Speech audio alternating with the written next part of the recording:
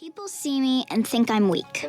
They want to take care of me, but I can take care of myself by myself. You sound like my nephew, always thinking you need to do things on your own without anyone's support. There is nothing wrong with letting people who love you help you. Not that I love you. I just met you. So if you're like me, you're probably an adult. You're over 18, you pay your own bills, maybe you don't live at home anymore, maybe you have a family. But are you grown?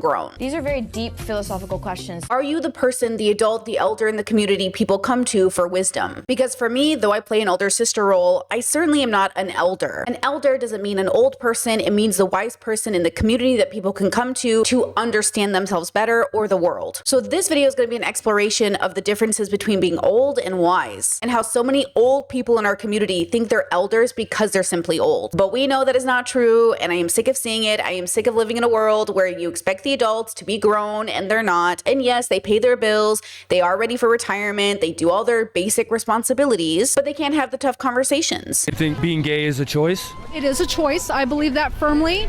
I have personally had some bisexual interactions once upon a time, right?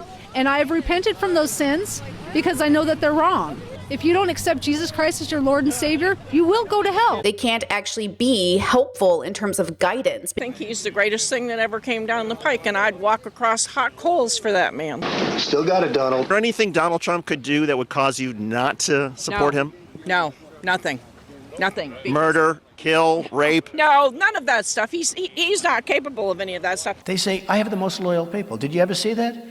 Where I could stand in the middle of Fifth Avenue and shoot somebody and I wouldn't lose any voters, okay? It's like incredible. He is. Well, a judge said that he raped a woman. I don't care what the judge said. That judge is nuttier than a fruitcake. It couldn't have happened. It didn't happen. And she would not have been the chosen one. She would not have been the chosen one. She's crazy and she needs to go down. They can't actually be helpful in terms of guidance because honestly, they haven't gone to therapy. I've been to therapy before. Or they're still working on themselves, which is valid. And we're going to talk about that today because Iroh is somebody who's considered wise. And the reason I want to use Uncle Iroh as well is because, well, he is on a journey himself. Wait, don't leave without me. Uncle, you've changed your mind. Family sticks together, right?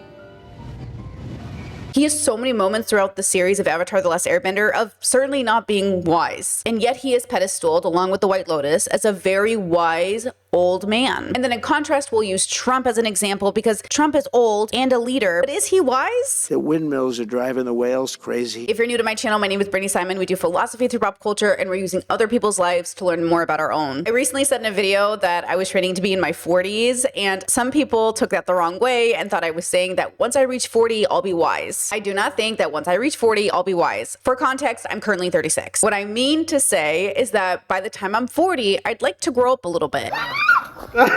Yes, I know how to pay my bills, and yes, I'm married, and yes, I can do basic adult things. All right, Brittany, it's April 22nd, 2023.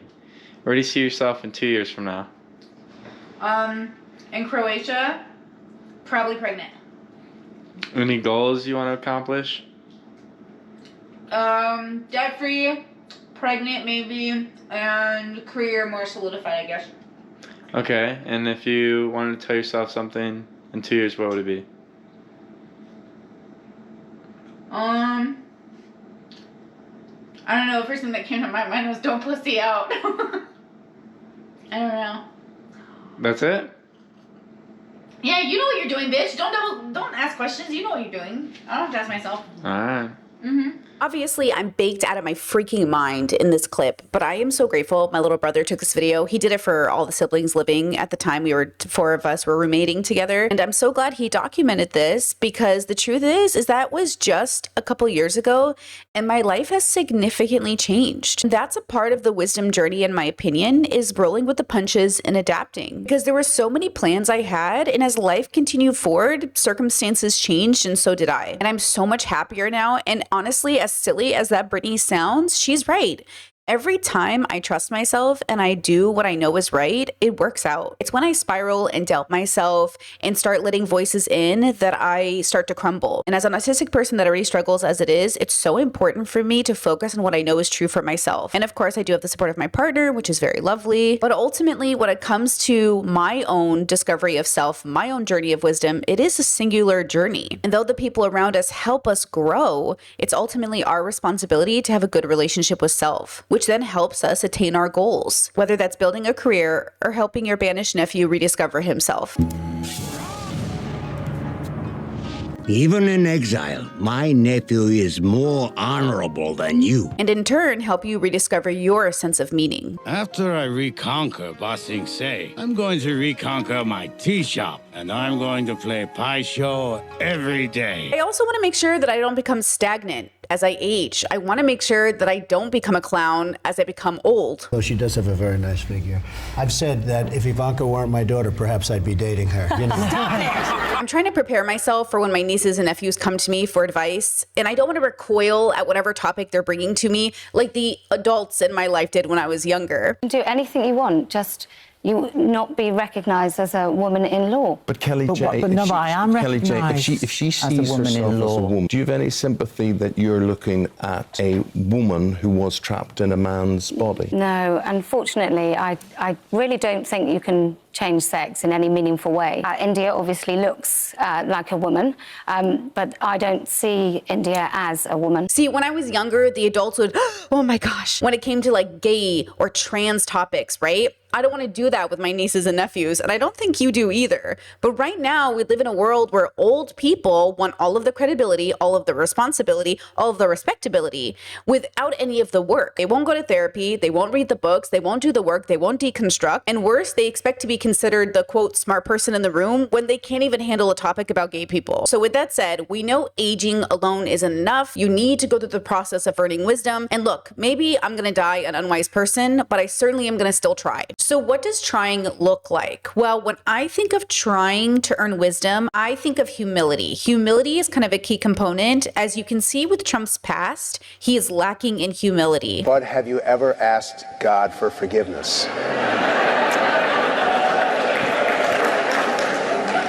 I'm not sure I have. I just go and try and do a better job from there. I don't think so. Because of his arrogance, it stops him from actually deconstructing or introspecting. One of the potential attack lines has to do with an answer you gave to Frank Luntz months ago when you said that you've never asked God for forgiveness. Do you regret making that remark? No, I have great relationship with God. I'll be known as the fertilization president, and that's okay.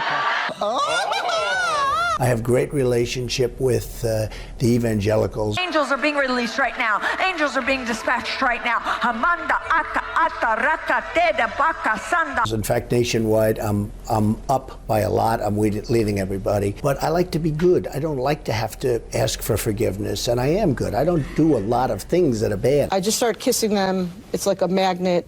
Just kiss. I don't even wait. And when you're a star, they let you do it. You can do anything. Grab them by the you can do anything. That's what you said, correct? Well, historically, that's true with stars. I try and do nothing that's bad. I live a very different life than probably a lot of people would think. And I have a very great relationship with God, and I have a very great relationship with evangelicals, and I think that's why I'm doing so well with Iowa. I distinctly remember a conversation I had with my father when I learned he was going to vote for Trump. And I said, you've heard what he said. You know how he treats women. You've hated this man my whole life. What has changed?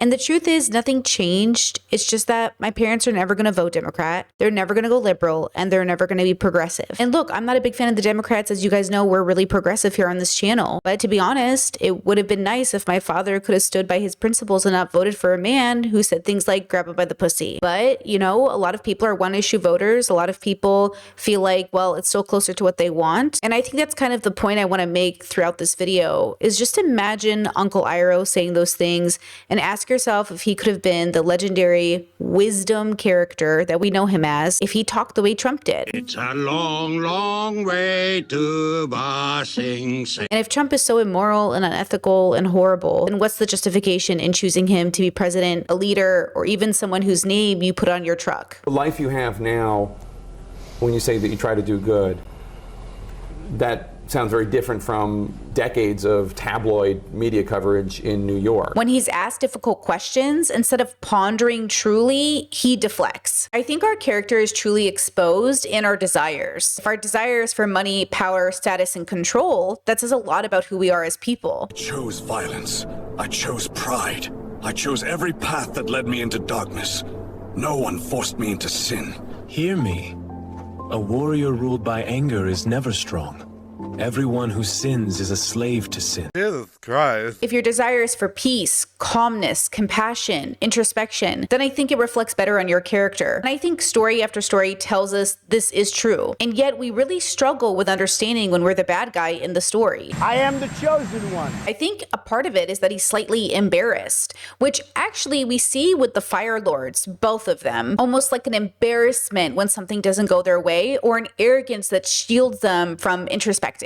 Without you, all my plans are suddenly possible. And then we see in contrast Avatar Roku's reaction when Fire Lord Sozin suggests that the Fire Nation basically take over the world, which I'm sure is one of Trump's fantasies. Because again, it's about pride and arrogance and a lack of humility.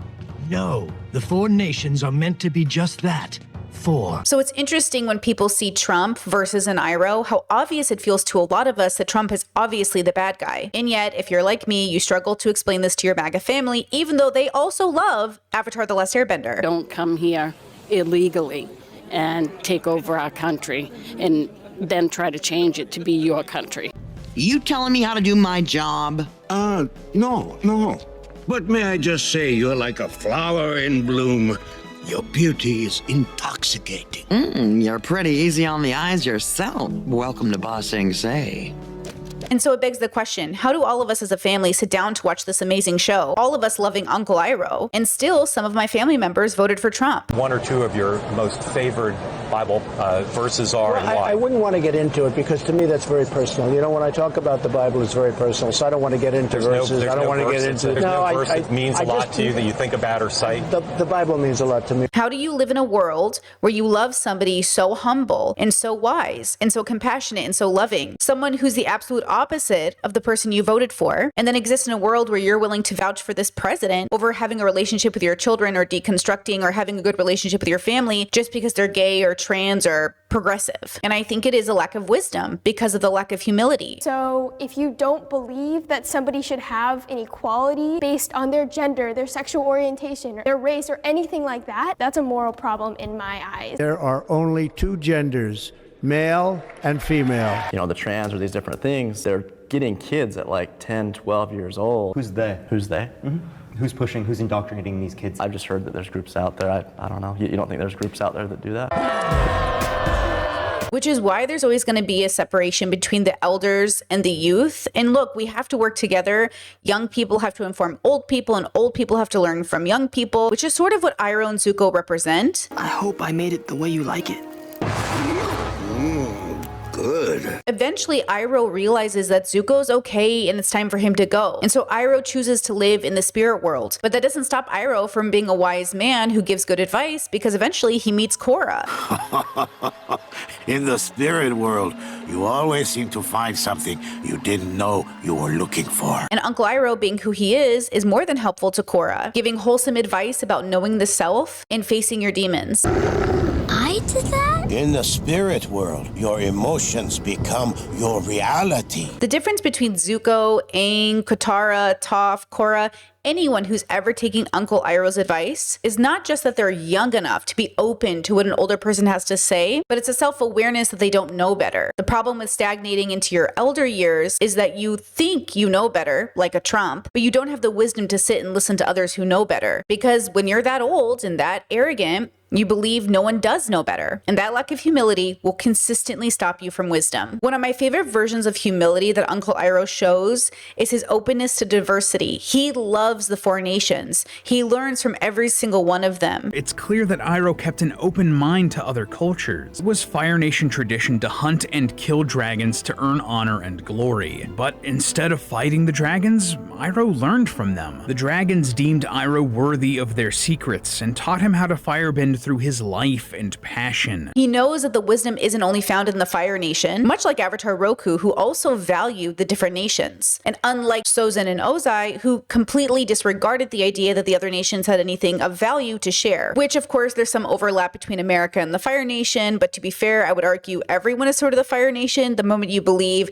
that your culture is the best and the only one that's worth preserving. But we always take people from Somalia, places that are a disaster, right? Filthy, dirty, disgusting, ridden with crime. And that fundamentally is the difference. Avatar Roku has the humility and the wisdom to see the beauty in all. And that's why bigotry at the end of the day is a lack of wisdom. I really do believe that the more introspective you are, the more compassionate you become, and the more extrospective you are, the more open you become to the beauty around you, which just ends up making a better world. So it is sort of ironic that in every story we read, the most evil character is the most bigoted, and yet perfectly, quote, decent people who identify as good people will hold on to their bigotry and still somehow not understand who they are in the story. Flag-waving Trump loyalists fill the steps and balconies. They even scale the walls. I can see at least half a dozen protesters scaling, literally climbing.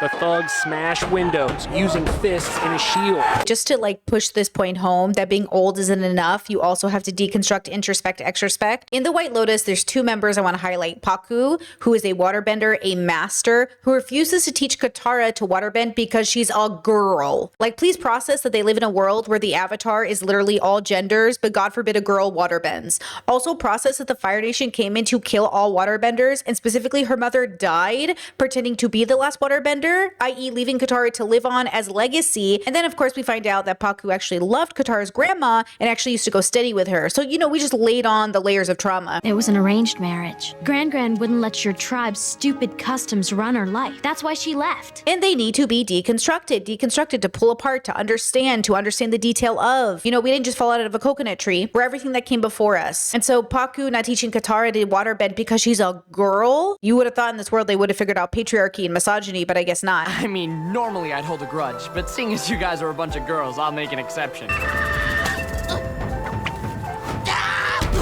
Anything else you want to teach us? Second person is John, who was a Fire Nation soldier who was so traumatized by the war, he left the Fire Nation and went to become basically like a nomad or a hermit. He was so traumatized by his time in the military that he was too traumatized to teach Aang or be his master when it came to firebending. But fire will spread and destroy everything in its path. Which is okay because we later learned that the right firebender, the right master, was Zuko, which I think is like a beautiful message to send to people, that all of us are fulfilling our destiny and we don't know where we'll end up, but people who start off enemies could end up being allies. And that ultimately it takes a deep change of heart to do the right thing. Zhang, Paku, all these people, Zuko, they don't know how to do the right thing until they do. Even Iroh, let's focus on Iroh. He struggles to do the right thing. We see him in the beginning of the story struggling in knowing how to support Zuko because he lost his son in the war and because he's his uncle and because he loves him. We already know Azula's a lost cause, but Zuko, there's hope in Zuko. There's potential in him. Sozin was your father's grandfather. Your mother's grandfather was Avatar Roku.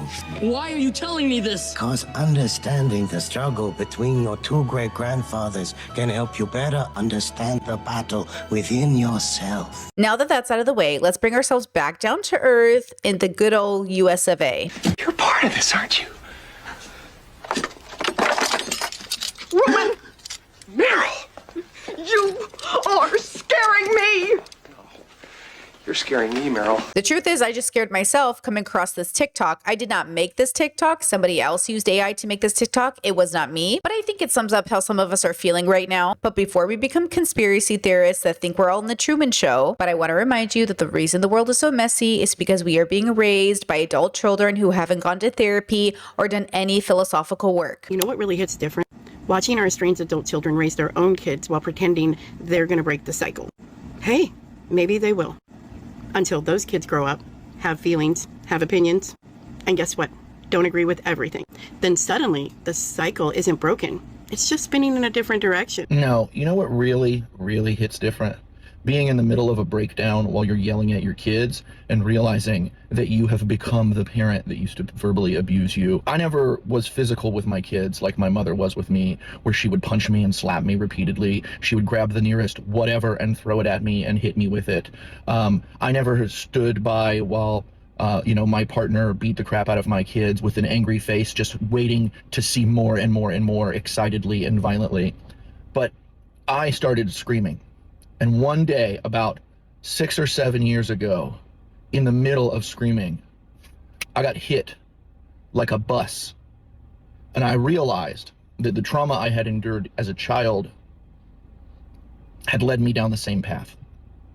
And I decided in that moment that I was never, ever, ever going to be that human being again, to the very most best of my ability. So the man making the stitch is anger and autism, and I do find his TikToks very interesting, though I don't follow him too religiously, so I haven't seen everything he's done. But what I do appreciate from him is the accountability, is to say, and especially publicly, that not only did I do this, but I stopped doing this. And not only have I not been perfect, but I'm going to keep working at it. I just want to say about this mother, what I think is actually really sad is that she doesn't understand that many of us either did not have children because we understood the responsibility, or her children decided to have children and kept their grandma away from those children because of exactly this attitude that made her post the TikTok in the first place. So apparently, political differences are a valid reason to cut off your family because politics equals morality.